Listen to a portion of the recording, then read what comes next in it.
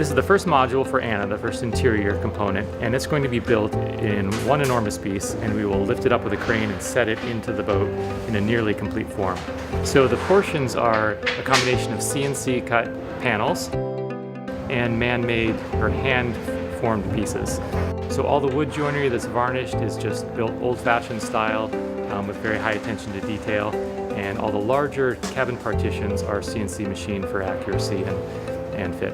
So what you're looking at here are the CNC cut panels, which were from the 3D design with all the details from the V-groove to look like V-match paneling to the cabinet placement details. It lines up everything exactly where it will be built in the final production. The floor system is a completely new process that we haven't done before, and we think it's pretty clever. It indexes all of the large panels, and it indexes all the cabinet fronts that places them exactly where they need to go.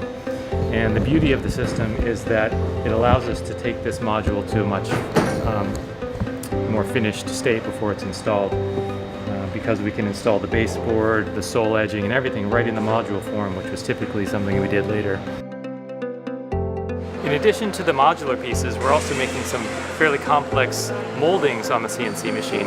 This is one that goes on the deck house edge, and you can see it's a fairly complex kind of concave shape, and it has some curves that act as a handrail and also just a visual end to the cabin house. And it follows the curve in two directions, one the camber of the deck and also the slight curvature as you go forward on the deck.